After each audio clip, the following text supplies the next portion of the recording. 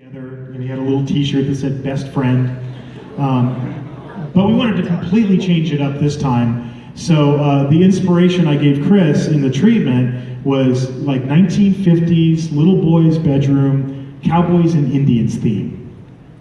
Yeah, something really cool, really simple, 50s, And then I gave him a twist. I'm like, he has a doll collection. He collects all these dolls. So I went all over the internet of all these freaky people that collect dolls and stole their pictures and gave them to Chris. But then, it's Leatherface. He goes around with a skinned human face, a mask on his face of a skinned person. So we thought, well, he would make cute little masks for all his little dollies, out of meat.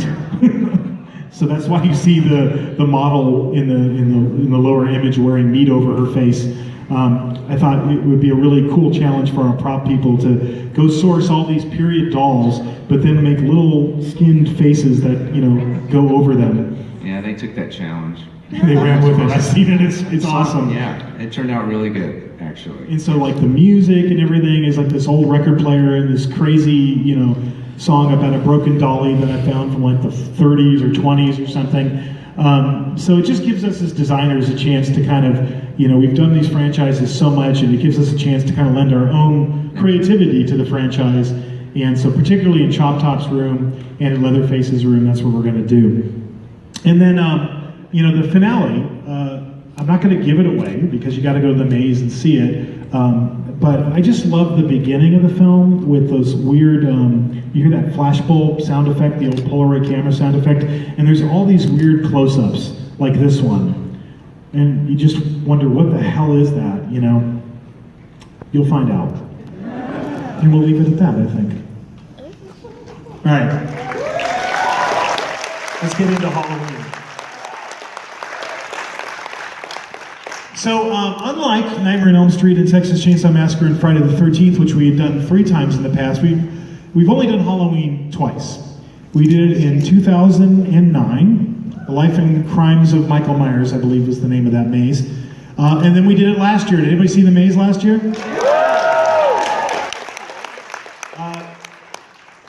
That maze has the distinction of being the highest guest-rated maze. That means you guys. Because we do surveys every night in the park and people rate the mazes. It's the highest rated maze on any coast or anywhere in the world, actually, for Halloween Horror Nights. By far.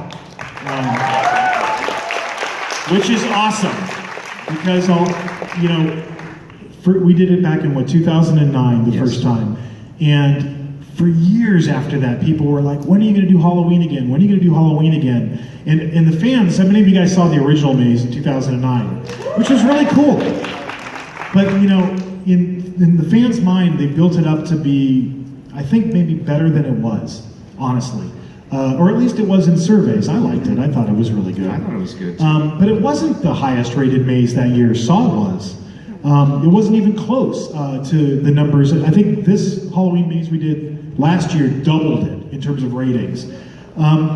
And so Chris and I, when we sat down to do the Halloween maze last year, we spent a lot of time talking about how do we make it scarier. Because that was kind of the knock on the original Halloween mazes. Everybody loved it, and it was very faithful to the film, and it looked really cool. But it wasn't probably as scary as I think our fans wanted it to be. And that's what we wanted to set out to change. And I'll explain how we did that. First of all, with Halloween, if you go back, it's funny. How many of you guys have seen the original John Carpenter's Halloween, 1960? I think if you're looking at like a typical audience for Halloween Horror Nights on any given night, I'd say less than 20% of the people, is my guess, have actually seen the film. I think a lot of people, I know because I haven't like nannies that have taken care of my girls over the years, and I'll always, before they go to Horror Nights, I'll go, oh, you got to watch this, and I remember giving Halloween to my nanny last year, and I'm like, oh, did you watch Halloween? And like, that was the boringest movie, because and the reason a lot of people would say that these days is because they don't make movies like Halloween anymore. Go back and watch Halloween sometime. the action doesn't really happen till like the last 15 minutes of that movie. Slow burn. It's a slow burn, and it's awesome. But that's the way, the 70s, Jaws is the same way. You don't see the shark in Jaws really till about 45 minutes into the movie. And you could take the time in those movies. Nowadays, horror movies, they just never do that anymore. It's like kill, kill, kill from the first opening frame. But with Halloween, we wanted to be true to John Carpenter and that kind of setting it up, and it's called Capturing the Spirit of the Film. This is an image from the 2009 Halloween maze. Do you remember this scene? This was the laundry room, The right? laundry room, yeah. And he's looking from outside in. Yeah, the girl was inside it. You see Michael in the window kind of tapping on the glass, and it was a really, really creepy scene. But it wasn't like in your face, terrifyingly scary. It was just creepy. When we set out to do the 2015 film, we did decide to take a few artistic licenses here and there along the way. One of which was the room in the Myers house where the sister died. You see it just through like his mask, through his eye holes in the beginning of the film, and then Loomis goes back there with Sheriff Brackett, and they find the dead dog, and we had a dead dog in that scene.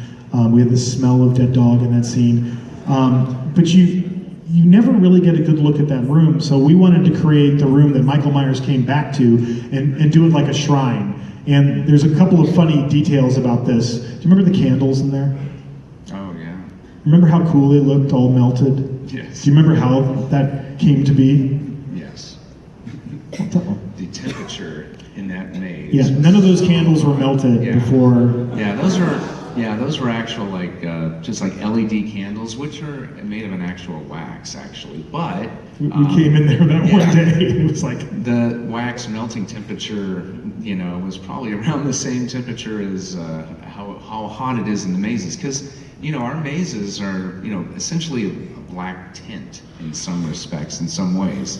So if you really think about August, the weather, and if it's like 100 degrees out, like a day like today, where it's like maybe 100 degrees, it's 110, 115 inside those tents. Inside that tent.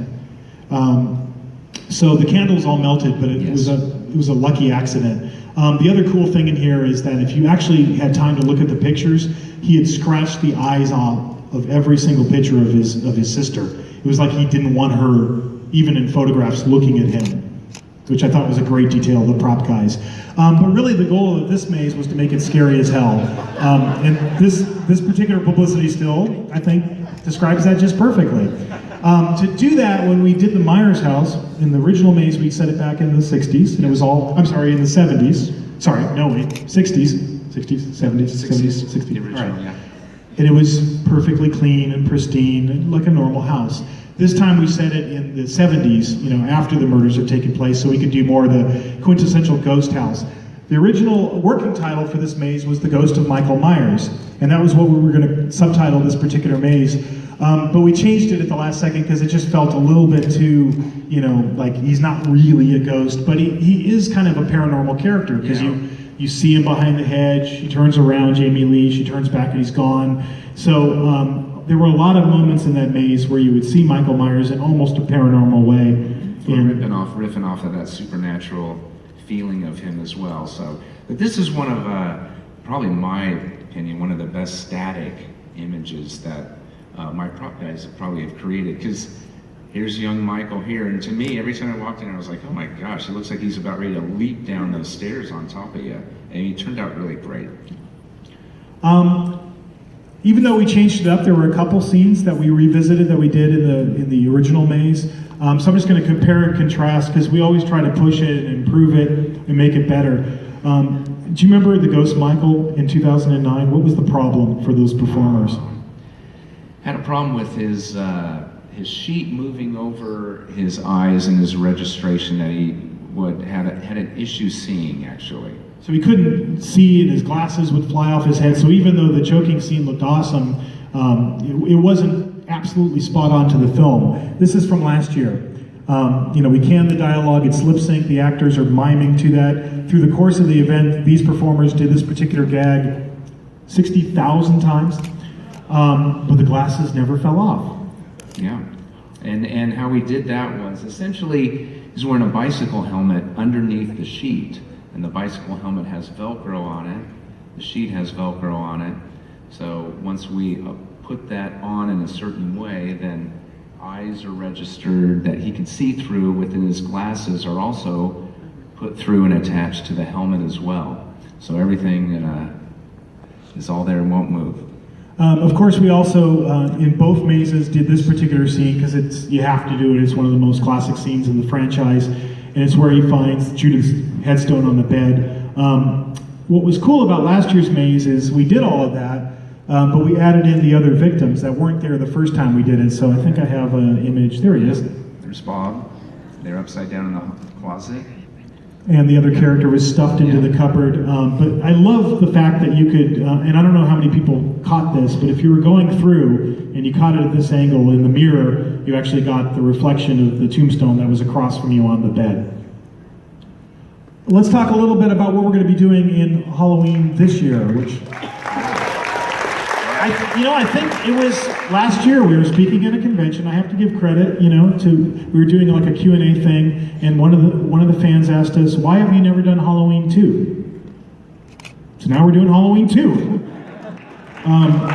Obviously, this maze was so successful, we didn't want to let it go. We love Michael Myers. We wanted to bring him back, but we didn't want to do, the same maze we did before. So we are doing the sequel to the highest rated maze in Halloween Horror Nights history. What's great about Halloween 2 is it just picks up exactly where Halloween left off. It's the only sequel in the franchise that does this, and it just starts right with the night.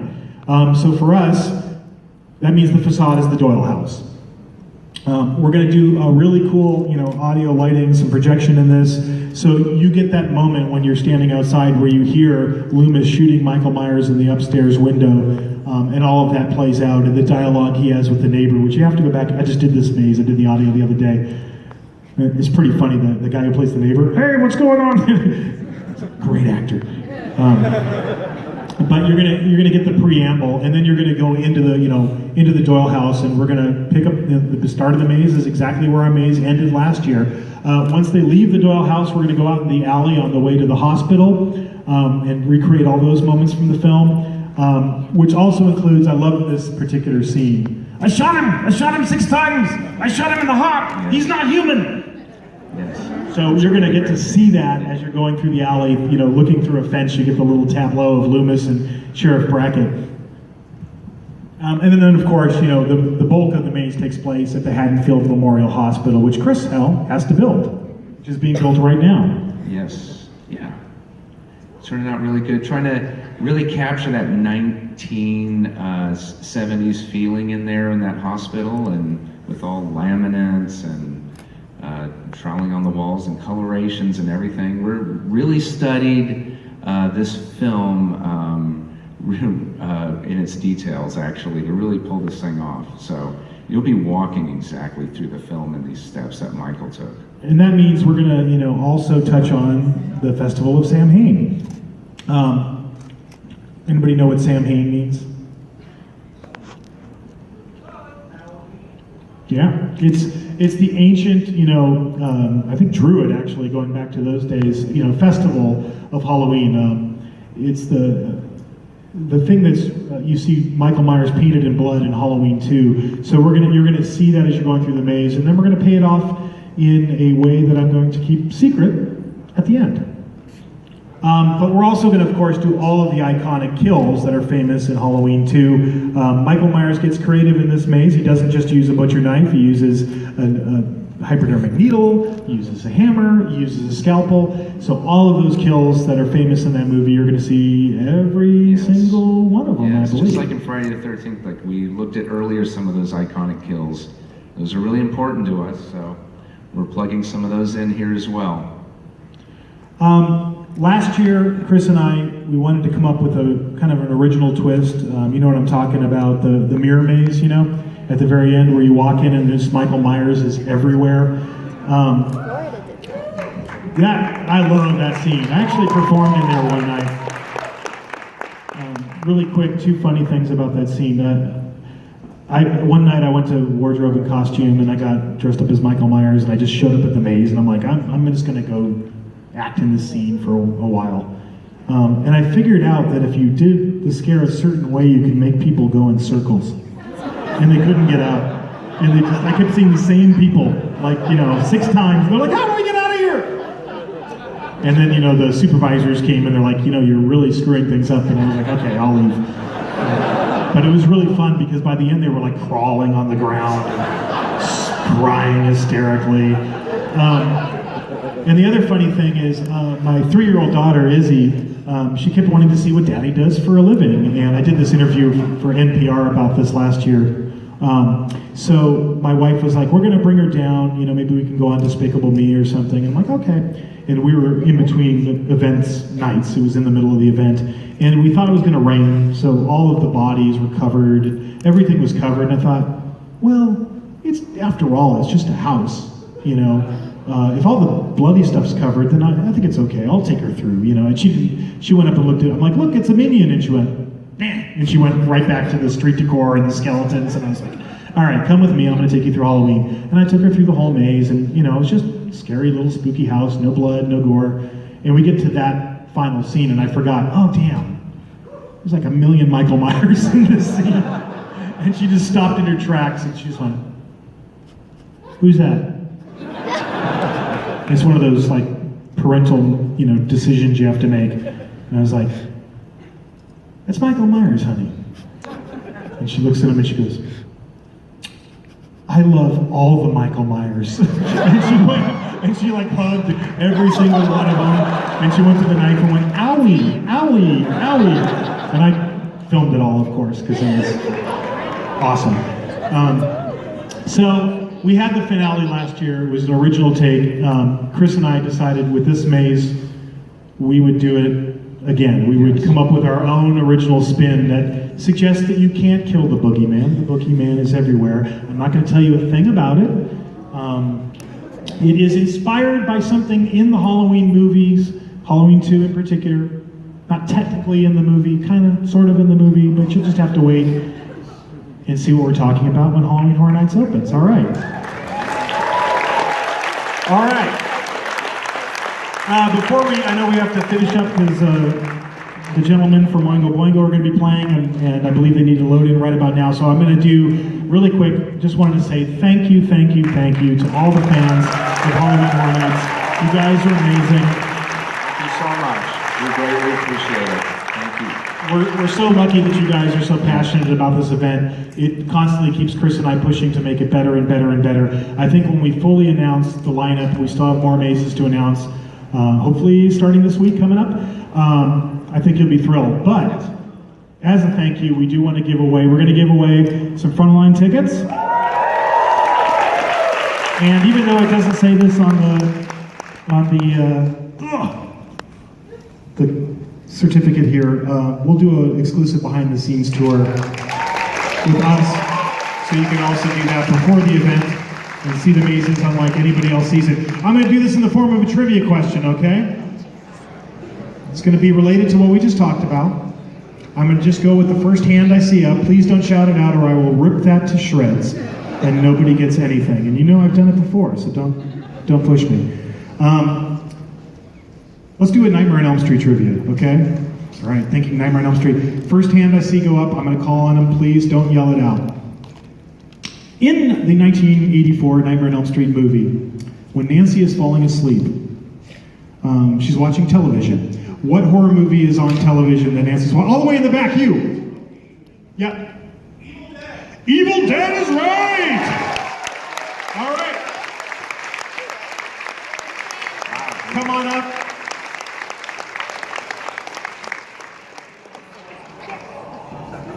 If you wouldn't mind being so kind.